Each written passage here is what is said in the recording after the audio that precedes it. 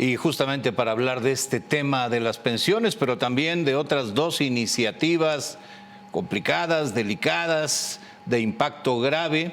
Está esta noche aquí Jorge Romero, diputado, gracias por estar aquí. Bienvenido. Muchas gracias. Buenas noches, Guillermo. Buenas noches a ti y a todo tu auditorio. Él es quien encabeza la bancada del PAN en la Cámara de Diputados. Y bueno, anoche tarde y después de una larga y dura discusión, se aprobó finalmente este tema de las pensiones del bienestar, que ahora fue al Senado, ya está en comisiones y seguramente en las muy pocas sesiones que quedan será discutido y aprobado por el Pleno. Jorge, danos tu opinión. Sí, gracias, Guillermo. Mira, primero decirte a ti y a todo tu auditorio que esto ya pasó en la Cámara de Diputados, va a pasar en la Cámara de Senadores. No somos ingenuos, sí tienen los números para que pasen. Pero la gente tiene que estar muy consciente. Acaba de votar la mayoría de Morena una, me atrevo a decir, de las iniciativas más delicadas, más perniciosas y más graves que hubieron en esta legislatura que prácticamente ya se acabó. Porque, para decirlo en pocas y breves, prácticamente Morena acaba de decidir en miles de casos de personas que tenían sus ahorros para su retiro en la Afore, que cada persona eligió. Morena por decreto acaba de quitar esos recursos, que son recursos privados, para pasarlos a un fondo público. Y esto es grave, Guillermo.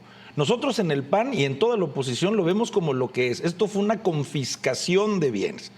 Es, y sin temor a exagerar, es el equivalente para quienes nos están escuchando y viendo a que te dijeran que el día de mañana Morena, por decreto, va a sacar el dinero que tú tienes en una cuenta bancaria para llevársela a un fondo público. Es exactamente eso lo que pasó. En Morena la querrán maquillar, querrán decir que no es verdad, que solamente se trata de cuentas inactivas, siempre usando y tergiversando el lenguaje. Lo que acaba de pasar es que Morena dispuso de recursos privados para llevárselos a un fondo público, sin consultarle y sin tener la autorización de los titulares de estos bienes privados. Y hay muchos detalles, pero yo quisiera enfatizar esto, querido Guillermo. Aunque pasó en Cámara de Diputados y va a pasar en Cámara de Senadores, la gente debe de sentirse tranquila por una simple y sencilla razón. Porque así como ellos, Morena, tuvieron los números para sacar esta ley, nosotros, PAN, oposición, tenemos los números para impugnarlo ante la Suprema Corte de Justicia de la Nación. Porque podemos, cuando hay reformas que son inconstitucionales, impugnarlas ante la Suprema Corte. Y estamos convencidos, Guillermo, que no dura ni 2 minutos en el escritorio de la Suprema Corte de Justicia esta ley por lo notoria y vulgarmente inconstitucional. Sí, es una confiscación de recursos propiedad de particulares o de sus beneficiarios si esas personas ya hubiesen fallecido. Siempre hay beneficiarios de esas Afores. Pues es un robo de las Afores, hay que decirlo como es.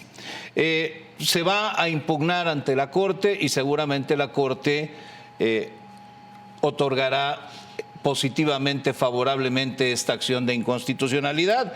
Y es muy probable que las otras dos iniciativas que ahora llegaron a la Cámara de Diputados, que de hecho hoy se discutieron en la Comisión de Justicia, pues acaben ahí mismo, como ha ocurrido con tantas otras reformas legales en el actual gobierno. Ley de amparo y ley de amnistía, platiquemos de ellas. Jorge Romero. Correcto. Primero sí, reiterar 100% lo que acabas de decir. Sin duda estas también van a acabar ante la Suprema Corte de Justicia, porque es un derecho que tenemos la oposición, las minorías parlamentarias. Pero insisto, ¿por qué? La primera, la ley de amparo. Fíjate, en México, querido Guillermo, para ti, para todo tu auditorio, existía, por muchos años existió, un principio que los abogados llamamos de relatividad, consistente en que si existía una ley, pero una persona, un individuo, se amparaba contra esa ley y el Poder Judicial le reconocía a esa persona que se amparó que era inconstitucional la misma, entonces esa ley dejaba de aplicarse, pero solo para el que se amparó. Solamente él ya no le afectaba a esa ley.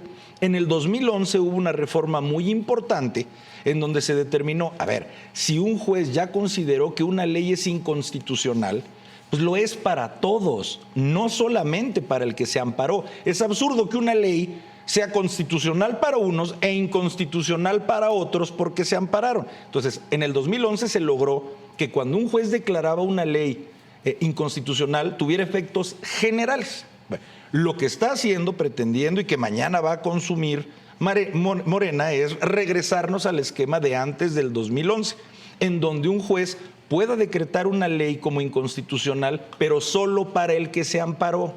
Y esto por supuesto que lo está haciendo Morena, porque Morena ha visto muchos de sus proyectos, como por ejemplo una reforma eléctrica, que de haber pasado ahorita México estaría produciendo energía a base de quemar carbón, que por un juez que declaró inconstitucional esa ley, se tuvo que frenar esa reforma. Por supuesto, este gobierno no tolera, no acepta cuando alguien lo contradice y ahora quieren mandar esta reforma, que es profundamente grave. Sí, sí lo es, sin lugar a dudas. Por eso les llaman las iniciativas de la venganza. Bueno, en el caso de las pensiones, el gobierno se ha quedado sin dinero, se lo ha gastado, lo ha dilapidado. Fíjate. Y quiere echarle el guante a los ahorros de los trabajadores. Pero en el caso de estas dos, la ley de amparo y la ley de amnistía, pues son las iniciativas de la venganza. Con esto de la ley de amparo, el presidente se venga de los jueces, por supuesto, que fallaron en contra de sus reformas, claro. De cuestiones que eran más bien caprichosas. Correcto.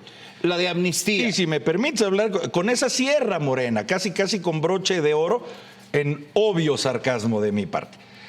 Fíjate, la amnistía es una figura, mi querido Guillermo, que existe ya desde antes, en donde el Congreso de la Unión, no una persona, por más presidente que sea, el Congreso de la Unión resuelve, por decirlo así, indultar a muchas personas por causas que se consideran suficientemente razonables. Por ejemplo, por poner solo un ejemplo, que hubiera habido una ley de amnistía para todos los que se levantaron en Chiapas en 1994, porque quizás se consideró que lo hicieron por ver por su libertad, por ver por el bienestar de su comunidad. Okay. Se reconoce que se le genera una amnistía para todos los que en su momento tuvieron un levantamiento. Ahora lo que pretenden con esta ley es que un solo individuo, por más presidente que sea, un individuo, sin un procedimiento esencial, sin reglas de este procedimiento, pueda literalmente sacar de la cárcel, Guillermo, a la persona que sea, pero no por causas nobles o por causas de Estado, sino literalmente, Guillermo, y así lo dice su reforma, si esa persona que el presidente pretende sacar de la cárcel, para que se entienda, pone a otra persona, inculpa a otra persona. Imagínate esa herramienta, yo te saco de la cárcel a ti para que metas a este otro más, o sea, intercambiando libertades. Imagínate esa herramienta en manos de un presidente autoritario. Imagínate esa herramienta en manos de una persona sin escrúpulos. O sea, esto es algo verdaderamente delicado para todos los que crean o creamos que en la 4T, más allá de los discursos, ha habido intentos de autoritarismo. Este es el culmen de lo que pretende la 4T. Por supuesto que las tres, el PAN y la oposición, las vamos a incurrir por inconstitucionales ante la Suprema Corte. Y lo más probable es que la Corte pues resuelva favorablemente estas acciones de inconstitucionalidad porque son violatorias de la Constitución y arrollan los derechos humanos de las personas. Déjame hacerte una pregunta que parece elemental. ¿Por qué, si el presidente sabe que van a acabar en la Corte y que la Corte las va a echar abajo, insistió en hacer esto al vapor cuando le quedan unas cuantas semanas a su gobierno, cuando estamos en vísperas de una elección, cuando ya hay candidatas a la presidencia y un candidato a la presidencia? ¿Por qué, Jorge Romero? A mi juicio, porque le encanta lo que hizo 6 años, encantado, que es polemizar, que es dividir, que es hacer que esta sociedad, si bien nunca ha sido perfecta, no teníamos el grado de división o de polarización que teníamos antes a partir del 2018, porque sabe, como tú bien dices, que no van a pasar, pero le encanta polemizar, le encanta ser el centro de atención. Mira, yo estoy absolutamente convencido que hay muchas personas que nos están viendo y escuchando que a lo mejor tengan una buena opinión de él. ¡Qué bien! Muy bien. Para todas esas personas él se lo ganó. Habemos lamentablemente muchas otras que creemos que él era el principal responsable de unirnos como sociedad y se encargó de hacer exactamente lo contrario. como jefe del Estado. Nunca fue un jefe de Estado. Él siempre siguió siendo jefe de un movimiento, de una facción. Y México va a salir adelante cuando entendamos que la única manera de salir adelante es estando juntos, con visión de país. Todas las iniciativas que enumeró en una perorata el 5 de febrero, ahí están. Ni una sola. Ni una sola. Ni Morena las Y en impulsó. cambio estas tres al vapor. Correcto. Sin una discusión adecuada, un parlamento abierto como sería aconsejable. Correcto. Y vaya cierre de legislatura de la que tú formas parte, ¿no?